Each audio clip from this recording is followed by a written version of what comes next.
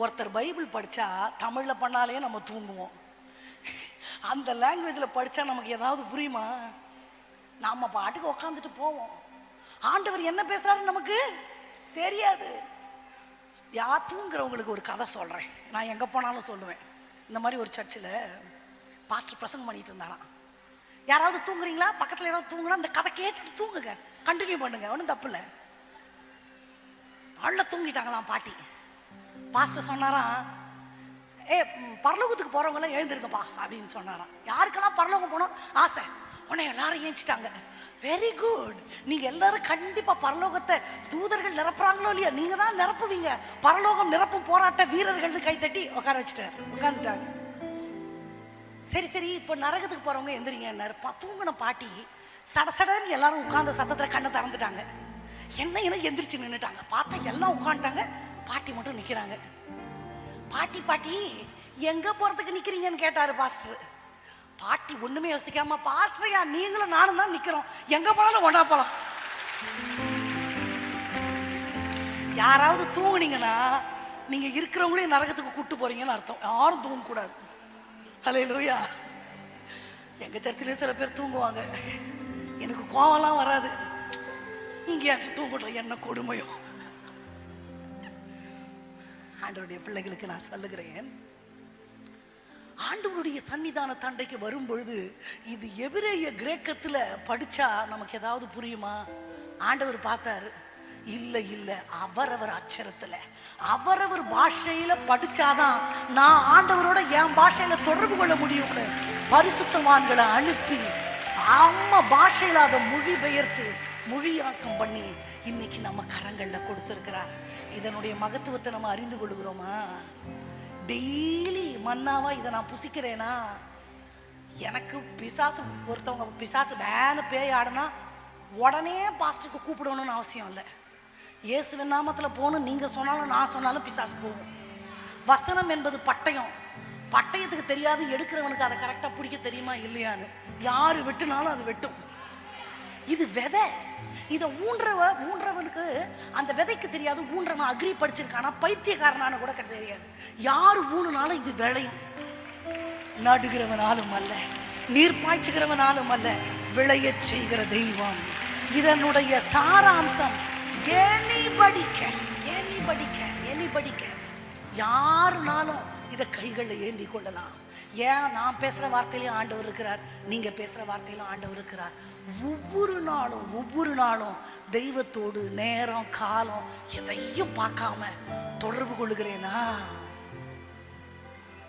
நான் இப்பதான் செய்திக்கே வரப்போறேன். This is just an introduction. பைபிளை திறக்கலாமா? 1 சாமுவேல் முதல் அதிகாரத்தை எடுத்துக்கொள்ளலாமா?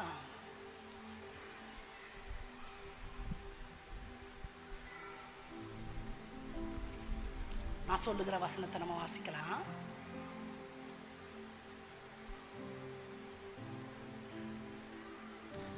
இருபதாவது வசனத்தை வாசிக்கலாமா?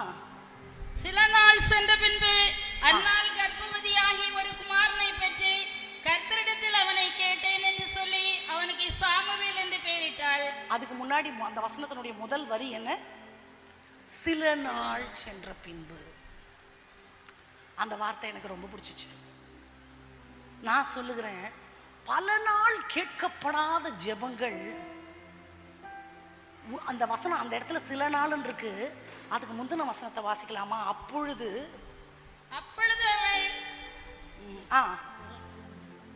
அப்புறம் இல்ல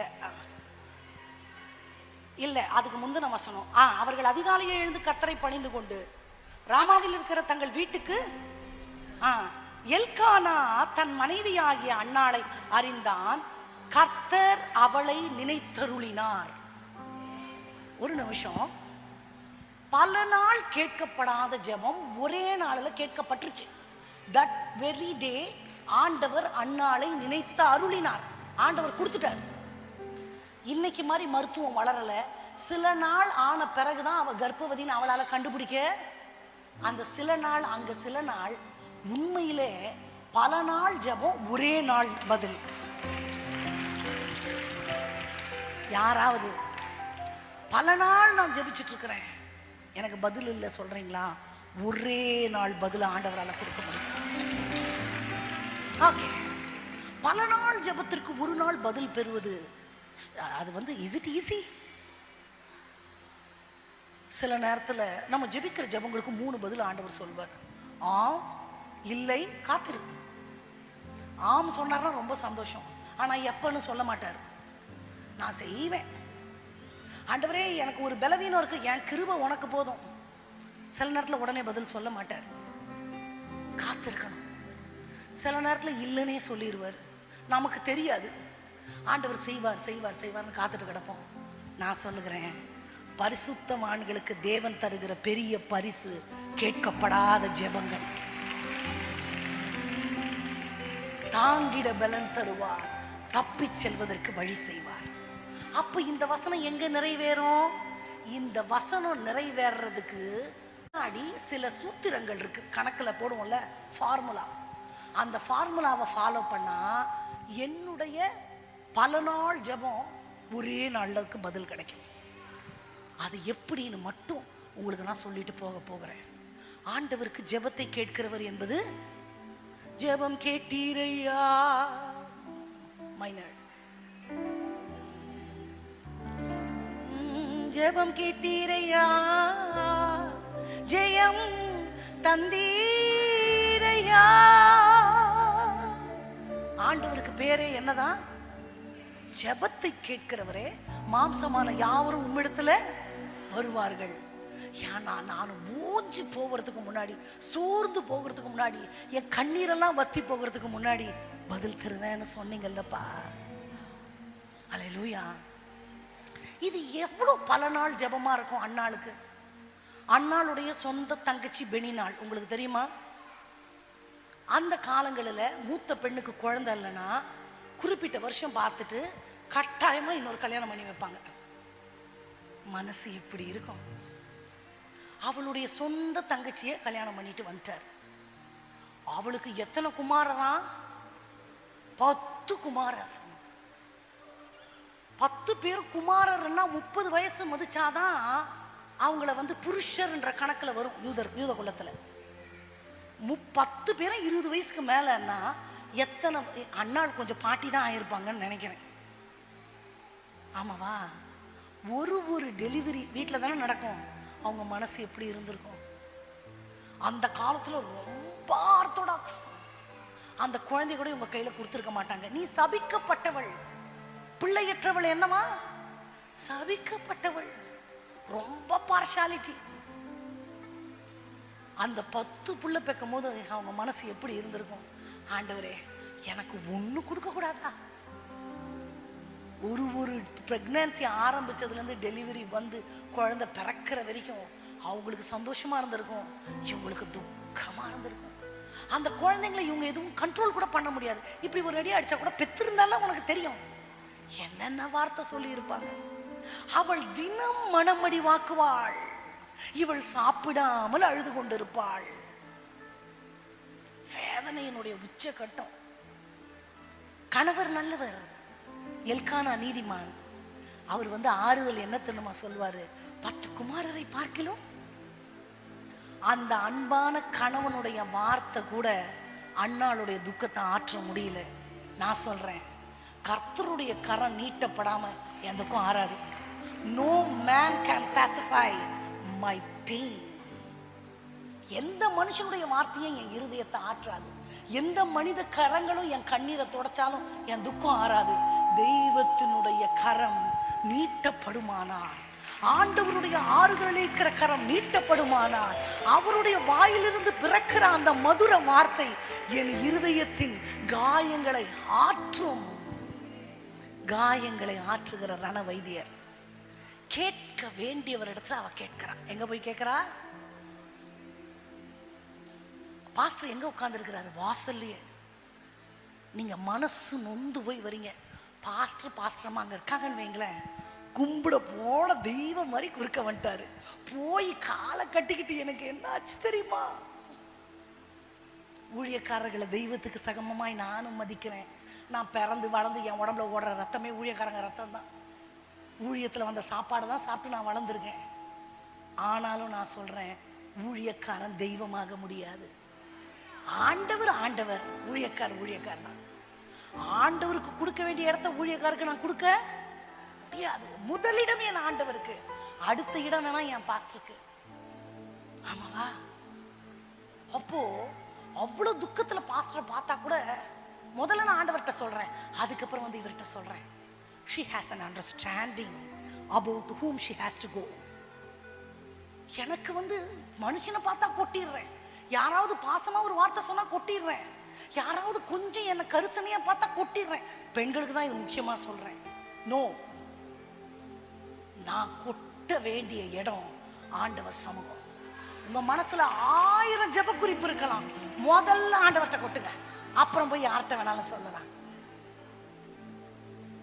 உம் நாமம் உயரணுமே, உம் அரசு வரணுமே, உம் விருப்பம் நடக்கணுமே, உம் நாமம் உயரணுமே, உம் அரசு வரணுமே, உம் விருப்பம் நடக்கணுமே. அப்பா பிதாவே, அப்பா அப்பா பிதாவே, அப்பா.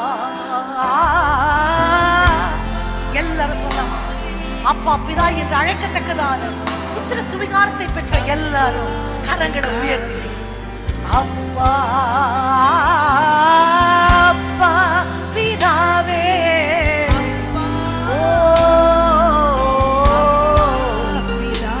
இன்னும் ஒரு தடவை சொல்லலாமா?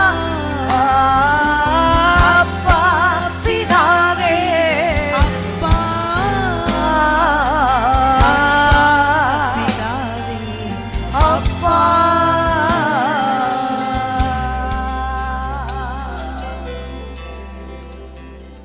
ஏன் அப்பா கிட்ட நான் போறதுக்கு எனக்கு இயேசு கிறிஸ்து மரிக்கும் பொழுதே திரைச்சீலையை கிழிச்சு வழி விட்டுட்டாரு.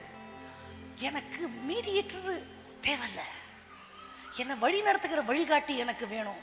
ஆனா நான் நோக்கும் ஒரு திசை என் ஆண்டவர். என் கண்களை நான் என் ஆண்டவர் மேலதான் பதிய வைப்பேன். மேகம் போன்ற இத்தனை திரளான சாட்சிகள் என்ன சூழ்ந்திருந்தாலும் பாரமான யாவற்றையும் நான் உதறி தள்ளிவிட்டு எனக்காக நியமித்த அந்த லக்கை நோக்கி என் பாதையை நான் போவேன் அப்படின்னு ரொம்ப ஃபோக்கஸ்டு. ஆனா நேரா போய் ஆண்டவர்கிட்ட சொல்றாங்க. ஆனா அந்த இடத்துல ஏலி வந்து கேள்வி கேட்கும் போதெல்லாம் எனக்கு கஷ்டமா இருக்கும். நீ குடிச்சிருக்கிறியா? பைபிள நம்ம படிக்கும் பொழுது அதனோட வீரியம் நமக்கு தெரியாது. எவ்வளவு நேரம் குடிச்சிருப்ப, எப்பொழுது குடியை விட்டு நீ எந்திரிப்ப?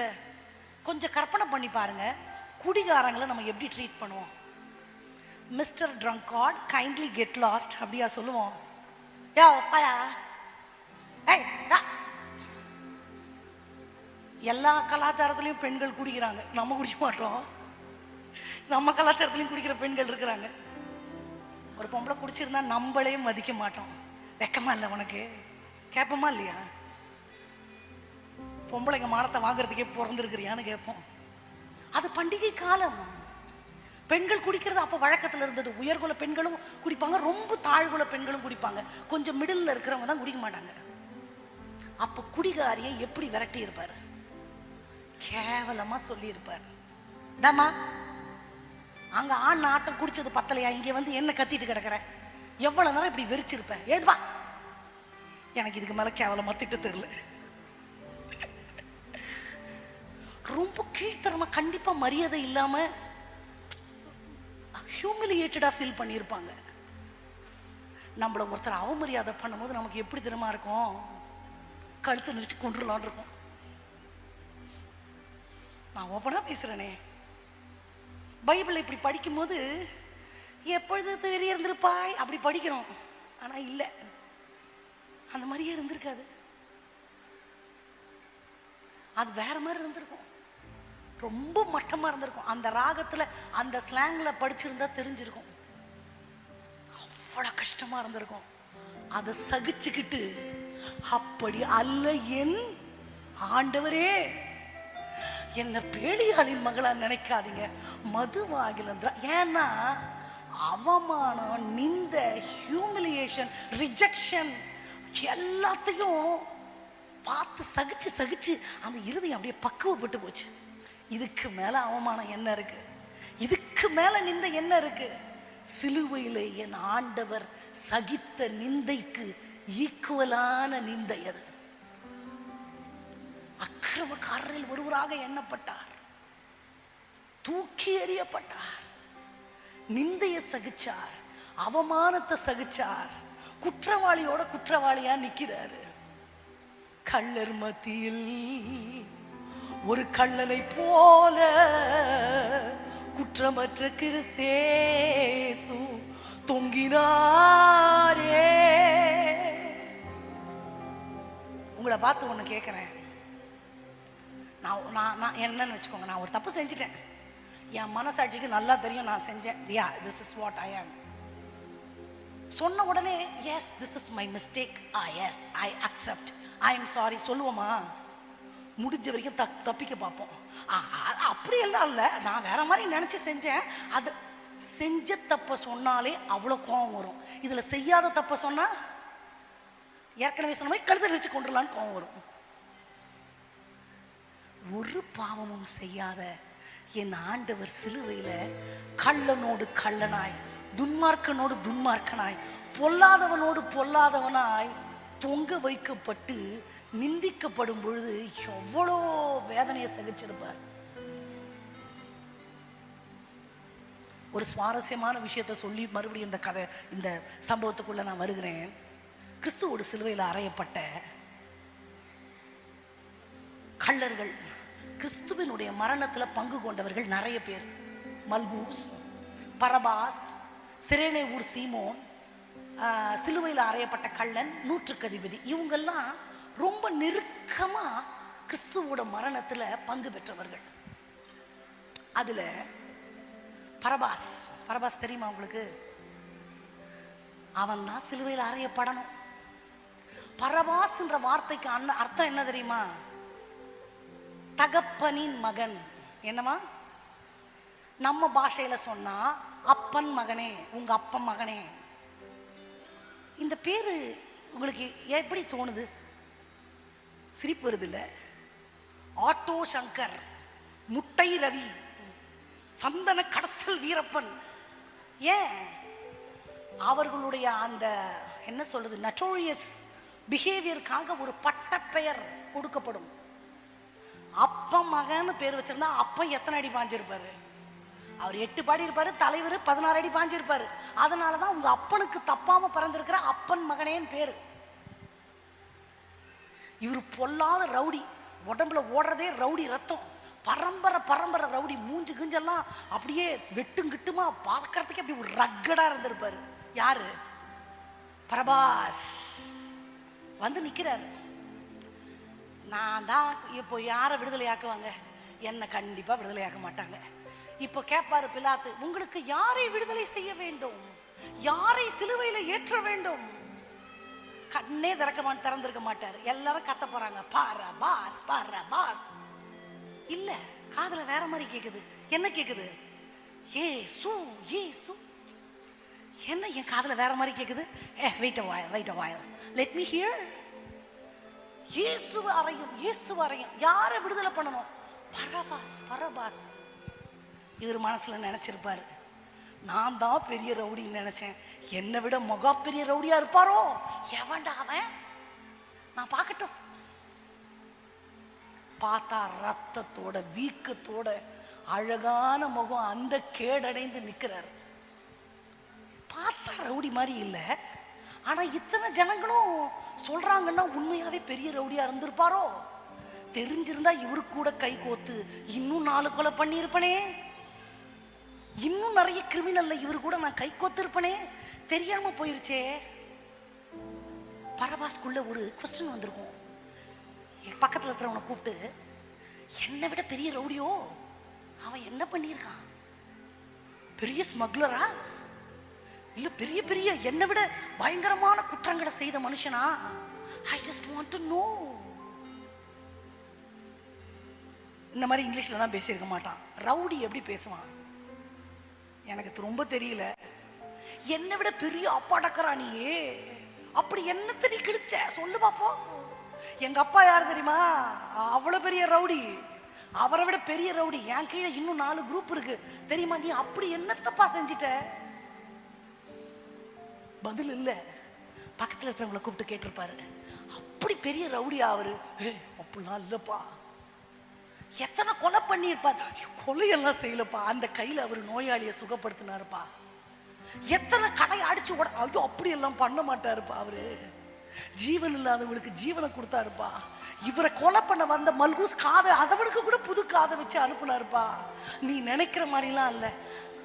அப்புறம் எதுக்குடா அவரை போய் சிலுவையில் அடிக்கிறீங்க? அது வரைக்கும் முழு ஜனங்களும் பரபாசை எப்படி தெரியுமா பார்த்திருப்பாங்க? ரவுடி, கொலைகாரன், சைக்கோ. என்ன சைக்கோ? மனசாட்சியே இல்லாதவன், மிருகம், அவனுக்கு அறிவே கிடையாது. இப்போ நிற்கிற பரபாசோட மைண்ட் செட்ல என்ன தெரியுமா தோணி இருக்கும்? நீங்க எல்லாம் கிறுக்குங்களா? நீங்கெல்லாம் பைத்தியமாடா? நன்மை செஞ்சவரை சிலுவையில் அறையிறீங்களே, உங்களுக்கு என்ன மூளைகளை குழம்பி போச்சா?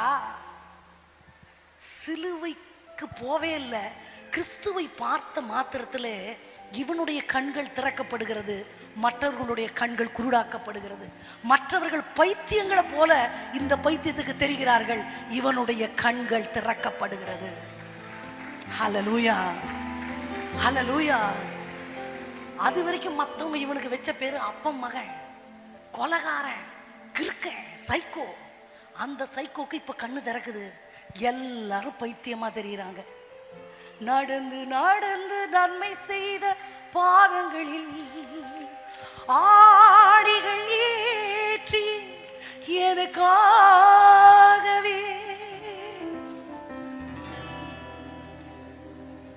காலமெல்லாம் என்னை சுமந்த தோள்களிலே சிலுவையை சுமந்தீர் எனக்காகவே.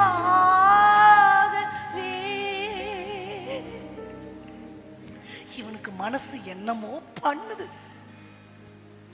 என்னப்பா நான் எவ்வளவு மோசமானவன், எத்தனை குடும்பத்தை கெடுத்திருக்கிறேன், எத்தனை ஜீவனுக்கு எடுத்திருக்கிறேன், எத்தனை பேர் வாழ்க்கையில மண்ணள்ளி போட்டிருக்கிறேன்.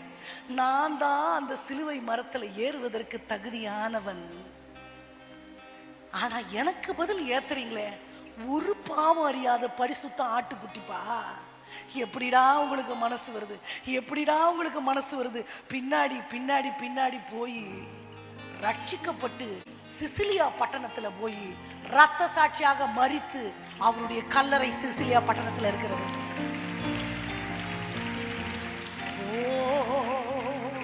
உம்மை போல அம்மா இல்ல, உம்மை போல அப்பா இல்ல, உம்மை போல நண்பன் இல்ல, உம்மை போல யாரும் இல்ல. இல்ல இல்ல இல்ல இல்ல இல்ல இல்ல இல்ல, உம்மை போல யாருமே இல்லப்பா. என் அப்பா மாதிரி யாராவது உண்டா? நான் நினைச்சு பாக்குறேன், பரபாசி இடத்துல நான் நின்று இருந்தா கதறினே பின்னாடி போயிருப்பேன், ஓடி இருப்பேன். வேணாப்பா, அந்த சிலுவைக்கு நீங்க தகுதியே இல்லப்பா. எவ்வளவு குமுறுனானோ தெரியல, ஒருத்தர் சுவிசேஷம் சொல்லல. அந்த மனசுக்குள்ளேயே அவன் சிந்திச்சு சிந்திச்சு சிந்திச்சு ரட்சிக்கப்பட்டான். அண்ணாள் கிட்ட இருந்து என்னமோ பரபாசம் வந்துட்டாரு, சரி இருக்கட்டும் திருப்பியும் போலாம் அண்ணாள் கிட்ட. மனோ துக்கம், வேதனை. இந்த அண்ணாள் குமுறி கொண்டு ஆண்டவர் போக வேண்டியவர் இடத்துல முதல்ல போறாங்க. ரெண்டாவது, நான் உங்களை பார்த்து ஒரு கேள்வி கேட்கிறேன். இவங்களுக்கு மலடின்ற பேரை சகிச்சுக்க முடியல. அண்ணாள் கிட்ட மனோ துக்கம், வேதனை. இந்த அண்ணாள் குமுறி கொண்டு ஆண்டவர் போக வேண்டியவர் இடத்துல முதல்ல போறாங்க. ரெண்டாவது, நான் உங்களை பார்த்து ஒரு கேள்வி கேட்கிறேன். இவங்களுக்கு மலடின்ற பேரை சகிச்சுக்க முடியல, இவங்களுக்கு பிள்ளை வேணும். அந்த பிள்ளை பிறந்தாலும் உடனே கொண்டு வந்து எங்க கொடுத்துருவாங்களாமா? ஆலயத்தில். அப்புறம் எதுக்கு இவங்களுக்கு பிள்ளை? மலடின்ற பேரு நீங்கன்னா போதும், அவங்களுக்கு அது ஒண்ணுதான். எல்லாரும் என்ன சொல்றாங்க? சரி, மலடின்ற பேரு நீங்கன்னா போதும், அது பொம்பளை பிள்ளை பிறந்தாலும் நீங்கும், ஆம்பளை பிள்ளை பிறந்தாலும் நீங்கும். அங்க ஏன் எனக்கு ஆண் பிள்ளை வேணும்னு கேட்குறாங்க? எல்லா அம்மாங்களுக்கும் வயிற்றுல இருக்கும்போது என்ன குழந்தை தான் வேணும்? நான் கேட்குறேன், பையன் குழந்தைக்கு 2 கொம்பா இருக்கு, இல்லை பொண்ணு குழந்தை பிறந்தா வேணான்னு வீசிட போறோமா? அதுவும் இல்லை. ஆனா என்ன வேணும்? எனக்கு என்ன குழந்தை தான் வேணும்? ஒருவேளை பொண்ணா பிறந்தா எங்களுக்கு ஃபோன் பண்ணுவாங்க, பாஸ்டர் ஹாஸ்பிட்டல் அட்மிட் பண்ணியிருக்கோம், நாங்கள் உழுது ஜாம் பண்ணுவோம். ஃபோனே வராது. 2 நாள் ஆச்சு, 3 நாள் ஆச்சு, 4 நாள் ஆயிடுச்சு. என்ன ஆயிடுச்சு? நாங்களா பண்ணா பிறந்துச்சு பாஸ்டர். என்ன குழந்தை? பம்பல பிள்ளை. இதே பையன் பிறந்தா 10 நிமிஷத்துல கால் வரும், பாஸ்டர் ஆண்டவர் சாமுவேலை கொடுத்தார், யோசேப்பை கொடுத்தார், அவரை கொடுத்தார், யோவானை கொடுத்தார், மொத்த சீசனம் வந்துருவாங்க.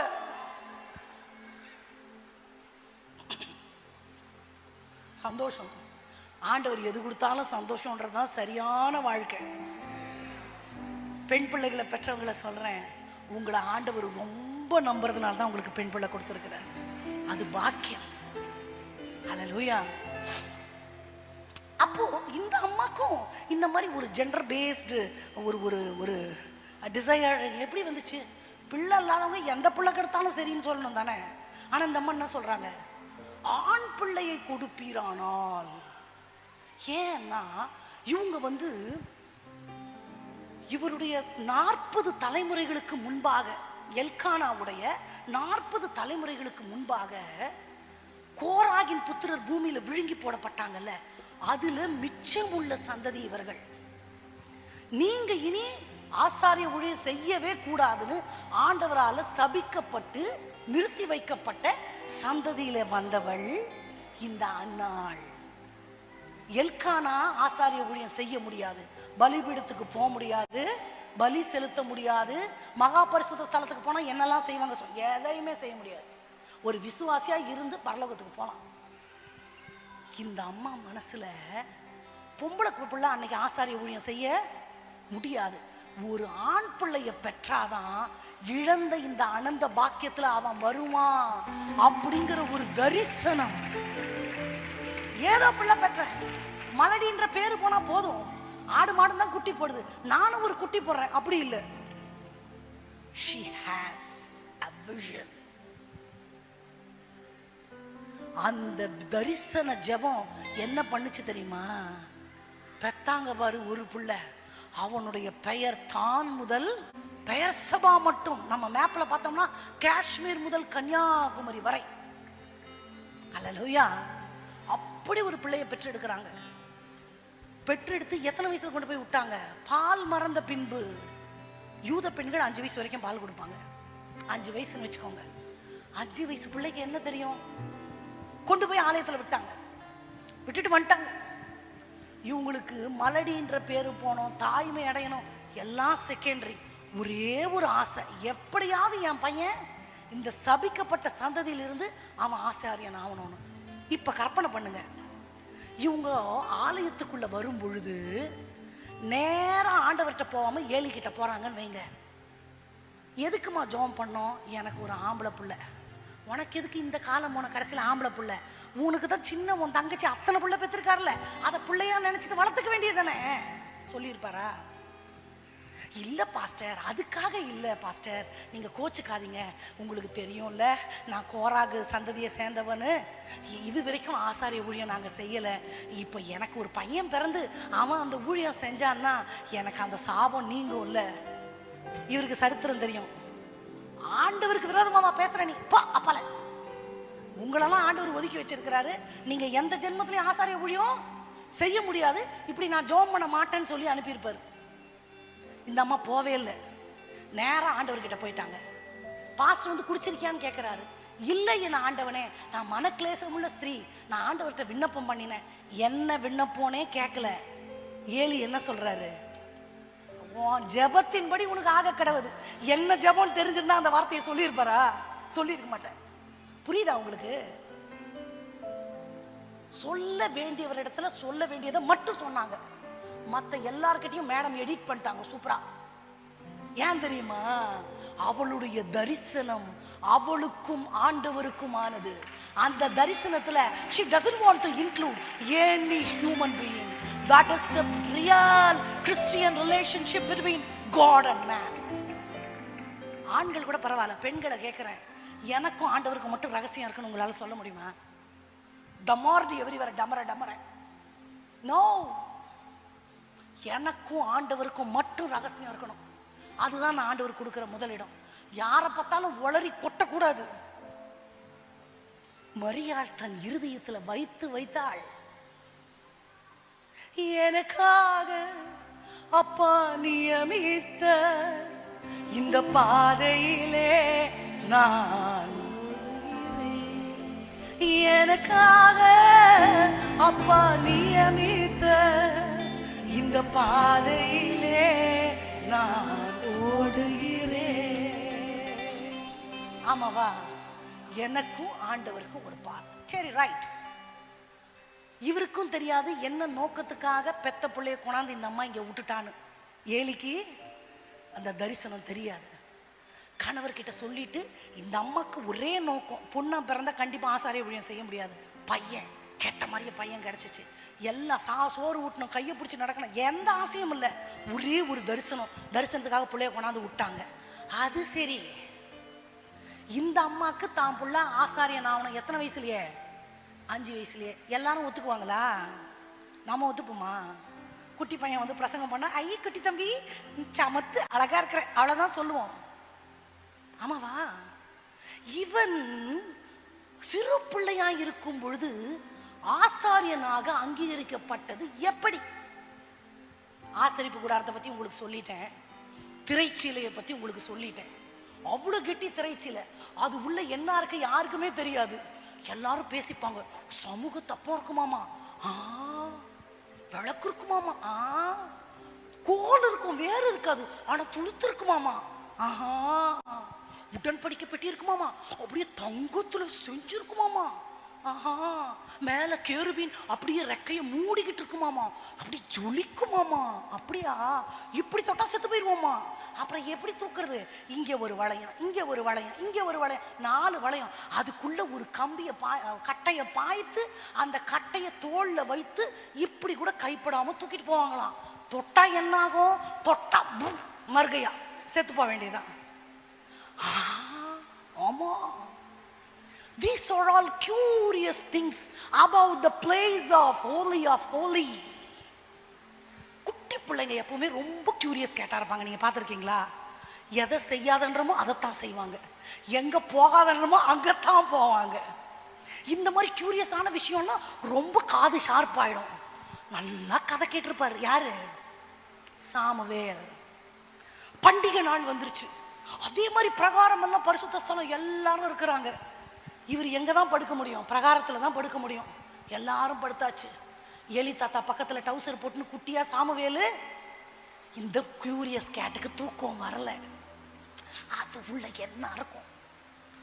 எப்படியாச்சு எட்டி நண்டு மாதிரி ஊந்து அப்படியே சின்ன உருவம்ல, அப்படியே அந்த திரைச்சியில இருந்த கேப்ல பூந்து புழு மாதிரி உள்ள போயிடுச்சு. அந்த தாயினுடைய ஜெபம் ஏற்கனவே அவனை பிரதான ஆசாரியனுடைய ஸ்தலத்துக்கு அபிஷேகம் பண்ணப்பட்டது நிமித்தம், பாவமறியாத பரிசுத்த வாழ்க்கை வாழ்ந்தது நிமித்தம் அவன் அங்க சாகல. ஒவ்வொன்றையா தொட்டு யாருமே போக முடியாது. நான் எப்படி இதுக்குள்ள போனேன்? எல்லாத்தையும் பார்க்கறான். பசி தாங்க முடியாம பண்ணுக்குன்னு பிச்சு தின்னானோ தெரியல. குட்டி பையன் இல்ல. everything was going on and on and on. விடிஞ்சே போச்சு. நான் நடந்ததை என்னோட கற்பனையில சொல்றேன், ஆனா இதுதான் நடந்தது. நான் கற்பனையா அப்படி சொல்றேன். விடிஞ்சு ஏலி தாத்தா திரும்பி பார்த்தா குட்டி பையனை காணோம். டேய் வாண்டு, எங்கடா போன? ஹீரோ என்ட்ரி கொடுக்குற மாதிரி தலைவர் மகா பரிசுத்த ஸ்தலத்துல இருந்து இங்க இருக்கேன்னு வர்றாரு. அதுக்குள்ள போனா எல்லாரும் இவன் எப்படி சாகல, எல்லாருக்கும் புரிஞ்சிருச்சு. அவன் சிறு பிள்ளையா இருந்தாலும் தேவனால் அவன் அங்கீகரிக்கப்பட்டிருக்கிறான். அவன் தள்ளப்பட்ட சபிக்கப்பட்ட சந்ததியா இருந்தாலும் அவன் தெய்வத்தால ஏற்றுக்கொள்ளப்பட்டான்.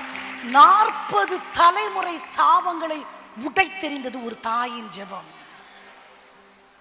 சிறு பிள்ளை 30-40 வயது ஆகாம அவனை ஆண் மகனாவே மதிக்க மாட்டாங்க, ஆசாரிய ஊழியம் செய்ய முடியாது. சிறு பிள்ளையிலேயே அந்த ஜெபமும் தரிசனமும் எல்லாராலும் அவனை அங்கீகரிக்க வைத்தது. ஜெபத்தினுடைய பவர் என்னன்னு உங்களுக்கு தெரியுமா? முழங்காலுடைய பவர் தலைமுறை தலைமுறை சாபங்களை உடைத்தெறியத்தக்கதான வல்லமை. It has a dynamic power. தெரியுமா? ஆண்டவர்கிட்ட கேளுங்க, ஜெபிக்கிறது ஒரு வரமா? ரொம்ப நேரம் என்னால முழங்கால நிக்க முடியும்னா அது ஒரு வரப்பிரசாதம். எல்லாராலையும் பண்ண முடியாது, எல்லாராலையும் ரொம்ப நேரம் நிக்கலாம் முடியாது. எந்த பலிபீடத்துல நின்று பிரசங்கம் பண்றது ஊழியம் இல்ல. முழங்கால் படிடுறீங்களா, அது அதை விட பெரிய ஊழியம். அது அது எத்தனையோ சாபங்களை உடைக்கிற வல்லமை அந்த ஜெபத்துக்கு இருக்கு. ஜெபாவி ஊற்றுமையா, ஜெபிக்கணும் ஜெபிக்கணுமே. தெரியுமா? ஒரு தாயின் ஒரு ஜெபம், அந்த ஜெபம் கேட்க வேண்டிய ஒரு இடத்துல சீக்ரெட். ஆண்டவருக்கும் எனக்கும், எனக்கு அப்பா கொடுத்துட்டாரு, நான் எப்ப வேணாலும் அப்பாவை கிட்டி சேரலாம். அடுத்து அந்த ஜெபத்துக்கு ஒரு தரிசனம் இருந்துச்சு. அது சாதாரண தரிசனம் இல்ல. 40 ஆண்டுகள் தலைமுறை தலைமுறையாக கழுத்துக்கு மேலிருந்த நுகத்தடியை உடைத்து எரிகிறதான ஒரு வல்லமை பொருந்திய ஜெபம் எல்லாராலும் ஏற்றுக்கொள்ளப்பட்டது. அல்லேலூயா, அல்லேலூயா. எப்பேற்பட்ட சாபத்துல நம்ம இருக்கிறோம், எப்பேற்பட்ட வேதனையில இருக்கிறோம். காலங்காலமா எவ்வளவு வேணும் நிமிரக்கூடாத கூனிய போல தலை வணங்கி இருக்கிறதா? நுகத்தடி என்ன தெரியுமா? Do you know what is நுகத்தடி? கழுத்துக்கு மேல இருக்கும். நிமிரணும்னு நினைச்சா கூட நிமிர முடியாது, நிமிர்ந்து மேல பார்க்கலாம் நினைச்சா பார்க்க முடியாது. கூனி கூனி கூனி நாளடைவுல குனிஞ்சு போயிடும். சிலுவை சுமக்கிற அனுபவம் தெரியுமா உங்களுக்கு? இயேசுவனுடைய சிலுவையை ஒருத்தர் சுமந்தாருன்னு சொன்னேன். யார் அவரு? சிரேனே ஊர் சீமோன். அவரை பத்தி எவ்வளவு சீக்கிரம் சொல்ல முடியுமோ சொல்லிட்டு நான் ஜெபிக்க போறேன். சிரேனே ஊர் சீமோன் சிலுவையை சுமக்கும்படி பலவந்தம் பண்ணினார்கள். என்னவா? அவர் ஆசையெல்லாம் சுமக்கல. அவருடைய ஹிஸ்டரி தெரியுமா? பிறப்பால ஒரு யூதன். அவங்க காலங்காலமா போய் சிரேனேன்ற பட்டணத்துல தங்கிட்டாங்க. ரொம்ப காலமா அங்க தங்கினதுனால அந்த ஊருக்காரங்க மாதிரி மாறிடுவாங்க. உங்களுக்கு தெரியுமா? நான் born and brought up Indian. 40 வயசு வரைக்கும் இங்க ஊறிட்டேன். ஒரு கற்பனை பண்ணிக்கோங்க, திடீர்னு என்னை கொண்டு அமெரிக்கால போட்டாங்கன்னு வைங்க. 30 வருஷம் வந்து கழிச்சு இது பேரு சோரா, இது என்ன கொழம்பு, உங்க பேரு மல்லிகாவா அப்படின்னு பேசுவோம். ஏன்? பல வருடங்கள் தாண்டும் பொழுது பாஷை மாறிடும். நம்மெல்லாம் இந்தியன்ஸ், இதுதான் நம்ம கலர், பிரவுன் கலர், அழகான கலர். நமக்கு அடிக்கிற வெயிலுக்கு நம்ம உடம்பு மெலனினை சுரக்கிறதுனால இந்த கலர், அதை ப்ரொடெக்ட், யூவி ப்ரொடெக்ட் பண்றதுக்கு ஆண்டவர் கொடுத்த கலர். வெளி தேசத்துக்கு போயிட்டோம்னா அந்த கால சீதோஷணத்துக்கு அவ்வளோ மெலனின் தேவைப்படாது. அப்போ பாடி தானா ப்ரொடியூஸ் பண்ணாது. அப்போ காலப்போக்கில் நம்ம கொஞ்சம் கலர் ஆயிடுவோம். நிறைய பேருக்கு கண்ணில் லைட் எரியுது. நமக்கு எப்போ இருக்கிறத விட்டு பறக்கிறதுக்கு தானே ஆசைப்படுவோம். ஆண்டவர் மட்டும் நம்மளை பார்த்து நீ எந்த கலர் நீ பிறக்கணும்னா அமெரிக்கன் மாதிரி நீ எல்லாரும் கேட்டிருப்போம். அதுதானே நம்ம புத்தி. அப்போ பிறப்பு யூதர்கள் எப்படின்னா ரொம்ப அழகானவர்கள், நல்ல நிறம், நல்ல தோற்றம், மெலிந்த தேகம், ரொம்ப சர்வ லட்சணம் சொல்லுவாங்க இல்லையா? இந்த உலக அழகி போட்டியில் இருக்கிறவங்களுக்குலாம் சிமெட்ரிக்கல் ஃபேஸ் சொல்லுவாங்க. அப்புறம் சரீரம் 38, 24, 38 அந்த பெண்களுக்கு, அந்த மாதிரி ஆண்களுக்கும் இருக்கு. அவங்களுடைய தோள் பட்டைகள், அவங்களுடைய 6 பேக்ஸ் எல்லாம் சொல்றாங்கல்ல, அந்த மாதிரி இப்படித்தான் இருக்கணும்ன்ற அந்த அம்சமான சரீர அமைப்பு, முகத்தோற்றம் யூதர்களுக்கு ரொம்ப அழகா இருக்கும். நமக்கு அந்த அளவு இருக்காது. ஆப்பிரிக்கர்கள் நீங்க பார்த்துருப்பீங்க, எப்படின்னா ரொம்ப கருப்பா இருப்பாங்க, மூக்கை விட வாய் கொஞ்சம் நீண்ட மாதிரி இருக்கும். அந்த முக அமைப்பு வந்து அவ்வளவு வசீகரமா இருக்காது. யூத குலத்தை சேர்ந்த சீமோன் காலங்காலமாக போய் சவுத் ஆப்பிரிக்கால இருந்துட்டாரு. அப்ப எப்படி ஆயிட்டாரு? அவங்கள மாதிரி ஆயிட்டாரு. ஆமா தானே? அவங்க தாத்தா காலத்துல இருந்து அங்க செட்டில் ஆயிட்டாங்க. அப்ப யூதனை போல இல்லாம ஹைட் அண்ட் வெயிட்டா, பருத்த தோள்களோட, பெரிய உருவமா, வாட்ட சாட்டமா இருக்கிறாரு. அவர் எட்டி பார்க்கிறாரு. ஹே, வாட்ஸ் கோயிங் ஆன்? யாரையோ அடிக்கிறாங்கப்பா. இயேசு கிறிஸ்துவை அடிச்சு சிலுவையில எடுத்து கொண்டு போறாங்க. ஏறுகிறார், மலையில ஏறி போறாரு. எப்படி? 150 கிலோ எடை கொண்ட சிலுவை தோளுல. அந்த பிலாத்தும் கையை கழுவி ஆண்டவரை அனுப்புகிறார். சிலுவை சுமந்த உருவம்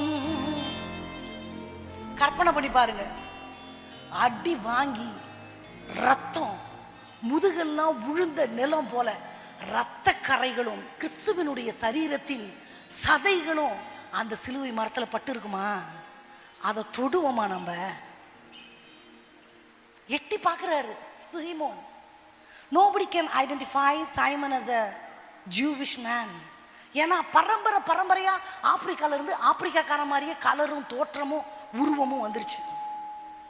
இயேசு கிறிஸ்து 75 கிலோ எடையுள்ள 6 அடி உயரமுள்ள மனிதனாய் வாழ்ந்ததாக சரித்திரம். 6 அடி உயரம் மனுஷன் 75 கிலோனா ஒல்லியா இருந்திருப்பாரு. ஒல்லியான தேகம் கொண்ட மனுஷன் 75 கிலோ உடம்பு, அவரை மாதிரி 2 மடங்கு வெயிட்ட தோல்ல தூக்கிட்டு, அசிங்கமான ரத்தம், அழகில்லாம, டீசன்சி இல்லாம, பரிதாபமா சுமந்து கொண்டு போகிறார். இதை வேடிக்கை யார் பார்த்து கொண்டு இருக்கிறார்? இப்போ இவரால் சுமக்க முடியல. உடனே இவரை விட ஒரு பெட்டர் பிசிக் தான் அதை சுமக்கணும்னு நினைக்கிறாங்க. இவரை விட கொஞ்சம் பலசாலி. சுத்தி முத்தி பார்த்தா அங்க வாட்ட சாட்டமா ஒருத்தர் நிக்கிறாரு. பலவந்தம் பண்ணினார்கள்னா எப்படி கூப்பிட்டுருப்பாங்க? தம்பி இங்க வா, அந்த சிலுவை. நான்லாம் வரமாட்டேன். வாடா. கழுத்தை பிடிச்சு தள்ளி அந்த சிலுவை அவன் மேல வச்சிருப்பாங்க. வச்சப்போ சீமோன் அவ்வளவு உயரமும் வாட்ட சாட்டமான தோள்களை கொண்டவரா இருந்தாலும் சிலுவையை தோல்ல வச்சா எவ்வளவு உயரமான உடம்பும் முன்னோக்கி குனியுது. இவன் திட்டி இருப்பான், நான் உடம்ப வளர்த்தது இதை சுமக்கிறதுக்கா? எங்க அம்மா இதுக்கா காலையில என்னை இட்லி சாப்பிட வச்சு அனுப்புச்சு? நான் பாட்டுக்கு போய் தொலைஞ்சிருப்பேன், எதுக்கு இங்க வேடிக்கை பார்க்க வந்தனோ? திட்டுன்னு திட்டி இருப்பான். திட்டி முடிச்சிட்டு சிலுவை எப்படி வச்சு குனிஞ்சா கண்ணுக்கு முன்னாடி கிறிஸ்துவனுடைய பாத சுவடுகள் தான் தெரியுது, பாதம் தான் தெரியுது. அடுத்து யாரை திட்டிருப்பான்? ஆண்டவரை திட்டிருப்பான். என்ன திட்டிருப்பாரு? நீ என்ன பாவம் செஞ்சு தொலைஞ்சியோ? நீ சுமக்க வேண்டியதை நான் எதுக்கு சுமக்கணும்? எனக்கு இது தேவையா? நீ பண்ண பாவத்துக்கு நீ சுமந்து தொலை. என்னோட பிரச்சனையை உன் பிரச்சனையை எதுக்கு என் தலையில வைக்கிற? நீ ஒரு சபிக்கப்பட்டன, உன் சாபத்தை என் தலை மேல வச்சியா? திட்டிக்கொண்டே இருந்திருப்பான். ஆண்டவருக்கு அதெல்லாம் பழகி போச்சு. ஏச்சு பேச்செல்லாம் பழகி போச்சு. உங்களுக்கு தெரியுமா, அதுக்கப்புறம் சிலுவை இறக்கின பிறகு ரட்சிக்கப்பட்டு திருப்பியும் சிரேனேவுக்கு போய் ரத்த சாட்சியாக மரிச்சிட்டார். அவங்க அம்மா அப்பா எபிரேய அம்மாவும் தங்க சகோதரரும் எபிரேய பட்டணத்துக்கு வந்து பவுல் வரும்போது அவருக்கு சமைச்சு கொடுத்தது சிரேனே சீமோனுடைய அம்மா. பவுலடியாருக்கு பரிமாறினது. இதெல்லாம் வரலாற்றில் இருக்கு. சிலுவையை நோக்கி பார்த்தவர்கள் ஒருவராகிலும் அவருடைய அன்பை ருசியாமல் போகவே இல்லை. அவருக்கு ஊழியம் செய்வதற்கென்று தங்களை நியமித்துக் கொள்ளாமல் தங்க வாழ்க்கையை முடிக்கவே இல்லை. அல்லேலூயா. நான் ஆண்டவருக்காக செய்கிற முதல் ஊழியம் என்னுடைய ஜெபம். உங்களுக்குள்ளெல்லாம் ஏற்கனவே இருக்கு.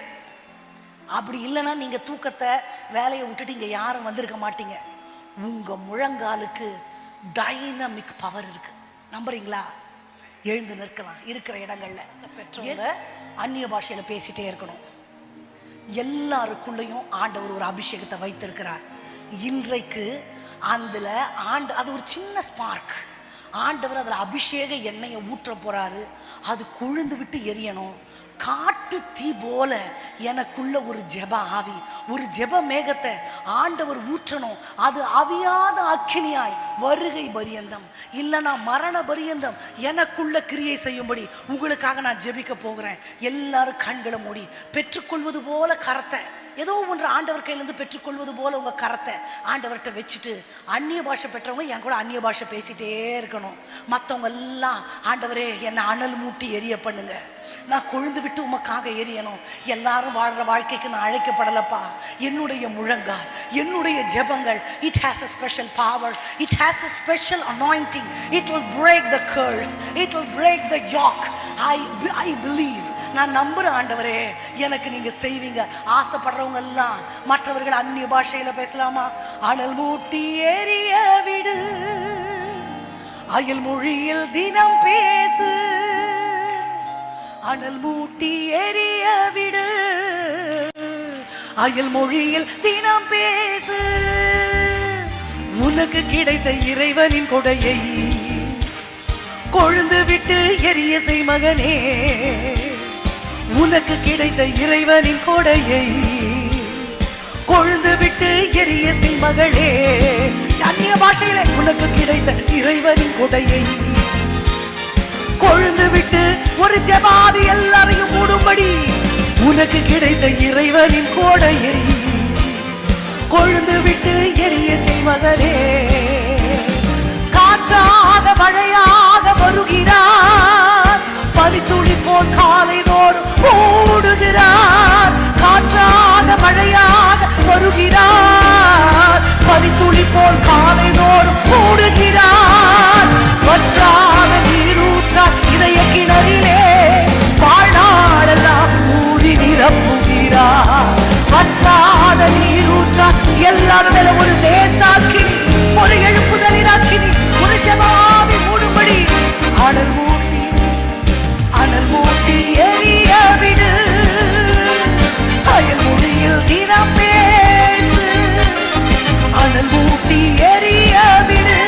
அந்நிய பாஷையில பேசிக்கொண்டே அந்த அக்கினிமயமான நாவுகளால் அடியாரை பட்சித்த அந்த ஆவியானவர் எங்கள் மேல இறங்க வேண்டும். ஒரு ஜெபாவியாளர் நிரப்ப வேண்டும், ஒரு விண்ணப்பத்தின் ஆவியாளர் நிரப்ப வேண்டும்.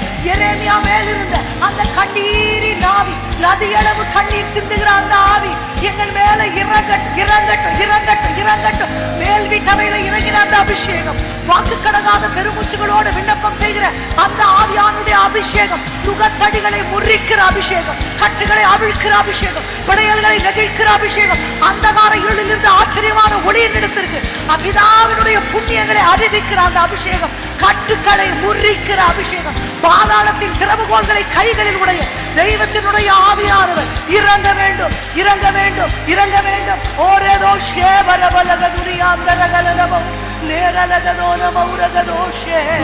ஹல்லேலூயா.